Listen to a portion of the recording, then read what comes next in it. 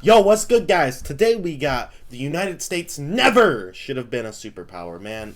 Hey, let's get it, man. Let's see what he's got to say, bro. Why does YouTube have to roast us, bro? Like, what? Come on now. The United States survive another 100 years. In an age of superpower fatigue, mass polarization, social degradation, and declining faith in the political systems which hold the country together, many believe that the United States is on course for collapse within many of our lifetimes. The US is in fact being crushed by the weight of responsibility thrust upon it in the aftermath of the Great Wars, which gradually transferred the role of Western hegemon from the Empire of Britain to that of the United States. This is compounded by the natural cycles of nations and those cycles unique to America, particularly democratization, territorial expansion, and the power balance created by the two-party system. The United States, had it been a fully developed state, perhaps with an overseas empire like those of Europe, say Britain, France, Germany, etc., could have adopted the role of a global superpower and not face the same issues it faces today. The United States, had it never become a global superpower and simply remained a developing regional power like China or Iran, could have continued along and once again not face the same issues it faces today. Hello audience, Mr. Z here with another video for you. So basically, right now what he's trying to say is we got too much responsibility too soon, and that's why he thinks things are possibly going to go down. I mean, I can't really argue with that logic so far. Like, I can see where that would make sense. For you, if you're new to the channel, welcome. We have videos like this every week, so be sure to subscribe and stay tuned. Before we go any further, I'd like to take a moment to thank everyone who's donated to us on Patreon, Utreon, and right here on YouTube through channel membership. I don't got time for that. What sets the global level policies of Britain and America apart, and for that matter the hypothetical global level policies of France or Germany, is that for those countries there was always a clear separation between how things were governed at home and how things were governed abroad. Britain, by the time it became a world empire, had a nation, an English nation, and an English and later British state. Everything outside of that was merely an extension of the empire and would receive separate priority, with the ideal that the empire's purpose was ultimately to benefit the motherland. The United States contains multiple nations, multiple peoples, and these people from various backgrounds, beliefs, and lifestyles often clashed, such as in the case of the American Civil War. Facts. Now, the same could be said of Britain, which is composed of Scottish, Welsh, Irish, and English. But I will say, right, like, the difference that between, say, the North and the South, as somebody who's traveled around a lot, does not compare to how it was in the Civil War era, right? Like, I've lived in both. I've been to both many a time, spent a lot of time in both. Don't get me wrong, there's definitely some cultural differences and like differences on how people act and view the world, like there's definitely differences, but they're not as extreme as they're made out to be, even on both sides. Like a lot of the time, at the end of the day, both sides still want what's best for the country overall. I'd argue the bigger differences are more of a city and country difference more than a north or south difference anymore. Nations, but by the time of Britain's empire and following several violent struggles including their own civil war, it was clear that the English were the dominant kingdom of their union. Like Britain and England, the United States in the aftermath of the American Civil War had established that the populations of the North were, for the sake of analogy, the dominant kingdom of their union, seeing the South remain a defined political force for decades despite reintegration. The North, however, was not perfectly homogeneous. It was a mix of Anglos, Germans, Irish, and newly arriving third wavers, and these populations largely practiced Methodism, Lutheranism, Catholicism, and Episcopalianism, still a far cry from a single nation, but an American ethnogenesis was occurring, and this was especially apparent in the 1900s, when aggressive positions were taken by Northern Anglo-Americans to assimilate the Germans, Irish, and third wavers into a single American identity. This was a crucial point in American history, when the United States needed to answer the important question of what is an American. The country was truly still discovering itself, but before it had a chance to, it was thrust into the global scene with World War I. Americans of this background calling to support one side of the war, Americans of that background calling to support the other side. In the aftermath of the conflict, the United States hunkered down, returned to an internal focus under the administrations of Harding and Coolidge, heavily restricted immigration, and again tried to define the American identity. But it wouldn't be long before crisis hit with the Great Depression and soon after World War II. The United States emerging from the conflict as a global superpower and yet without a consolidated national identity, seeing it fracture more and more decade by decade. Now, Russia, China, and India are all countries which, like the United States, are massive land empires that house several different people groups. But when someone says Russian, the image that comes to mind probably isn't a Turkmen or a Tatar. It's Ivan from Moscow in his Ushanka hat and tracksuit. When someone says Chinese, the first thing that... To be fair, though, if he's gonna talk about today, right?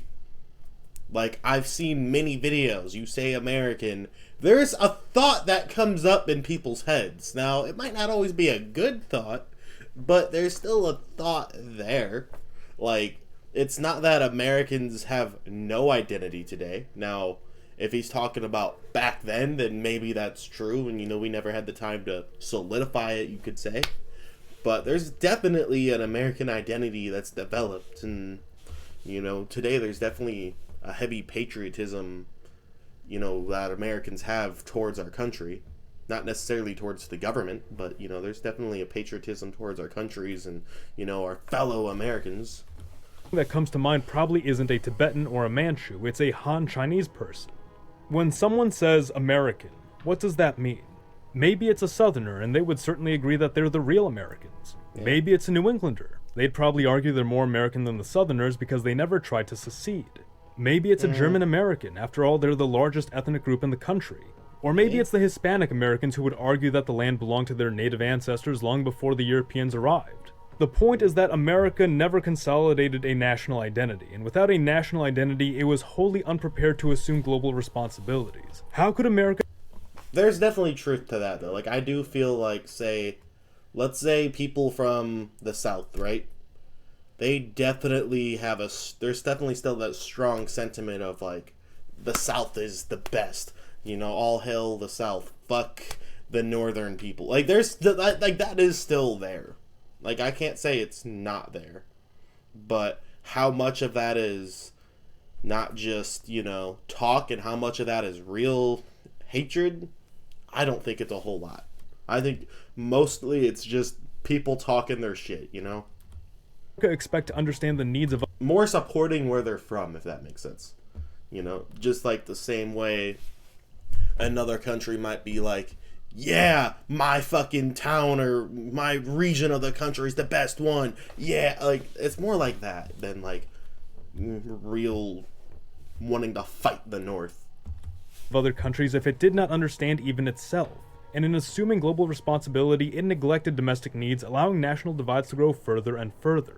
The reason the United States feels so divided and fractured today is because even despite revolutions in communication and transportation, the American identities have lost more and more of their cohesion, all the while populations from all over the world have arrived since then and in unprecedented numbers. Had the United States been given time to define its national identity and matured as a nation, it would have been able to take on the superpower role without facing these stressors. The United States was in the process of sewing together a tapestry, and before it even had a chance to complete it, dropped upon it the weight of the world, and now it's tearing at the seams. Just as Burgundy failed to consolidate a national identity before taking on greater challenges, so too has the United States placed itself in this precarious position. Left alone, the United States was already on course to continue along a path of political democratization and liberalization, but also gradual centralization of federal authority. In a country with a consolidated national identity and a domestic focus, this path would have kept the United States fairly stable. In fact, it would have reinforced the newly emerging identity as the population could more thoroughly pass through policy that favored the majority and would have had the federal power to enforce it.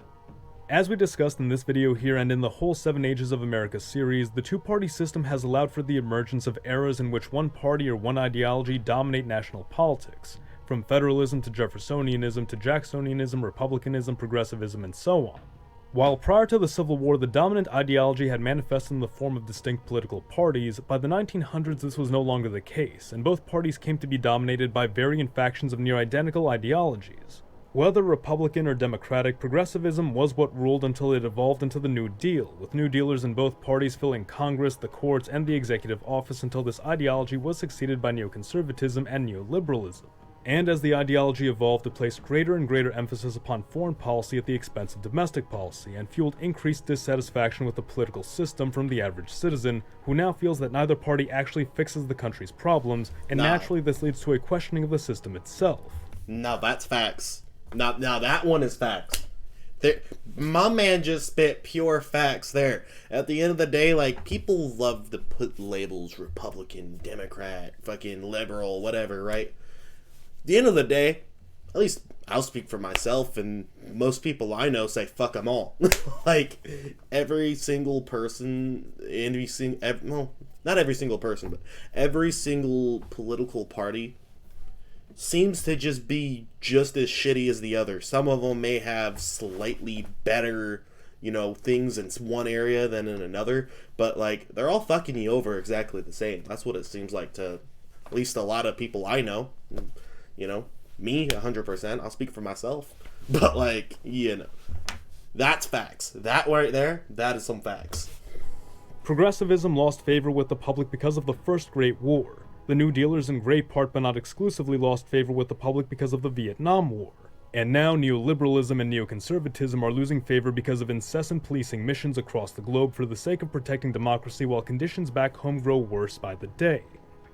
The reason the political system feels so broken, why so many Americans feel that their votes don't matter, is because the system has ceased prioritizing the well-being of the American citizens. Only having two political parties with overlapping ideologies would not bother the American public as much as it does today if those two options actually took real action to improve the quality of life for Americans instead of being options to invade this country over that country. Hey, facts. Just as Austria's empire grew weak and incapable of either satisfying or dominating its constituent populations, so too is the United States exhausting itself abroad and allowing discontent to bubble within its own borders. What this amounts to is that yes, the United States is risking collapse every year that it fails to put foreign matters in the periphery and focus on the rising issues at home. But at the same time, there is so much occurring in the world that the United States is fearful of what will happen if it does not involve itself in global affairs. Britain had been...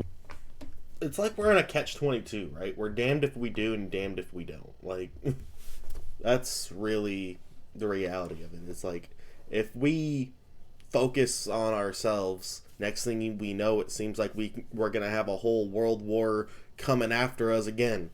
If we, don't focus on ourselves, then it's like, he's right. By every, year, every time things go on, there's definitely that, distrust of the government brewing more and more.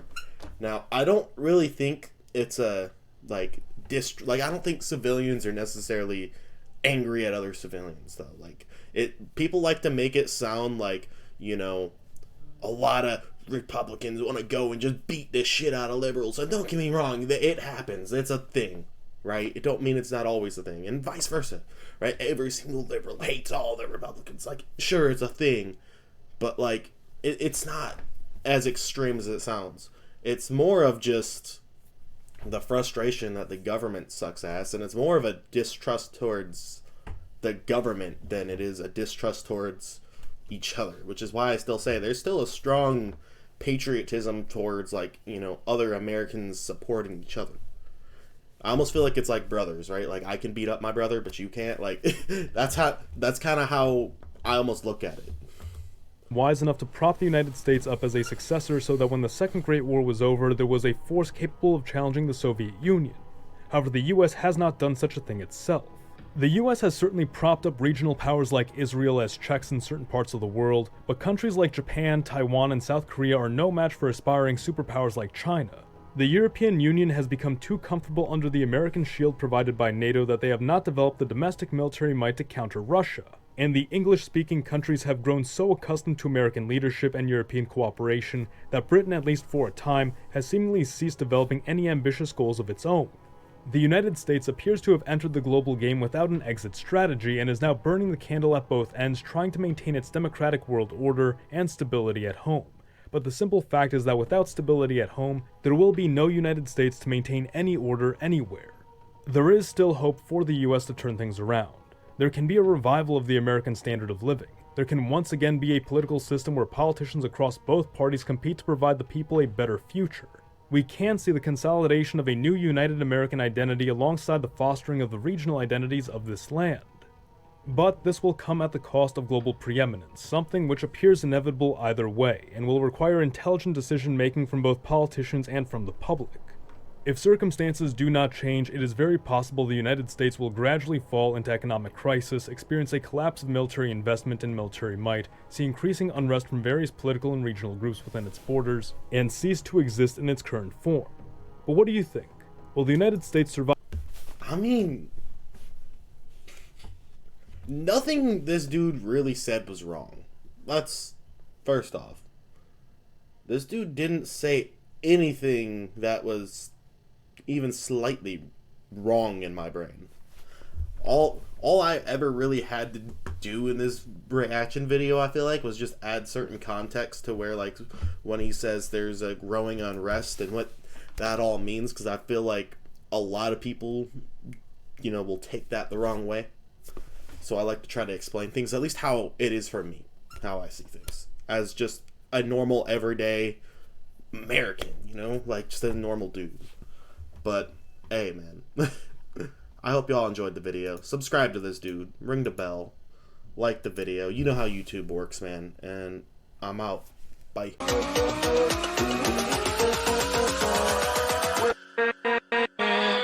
With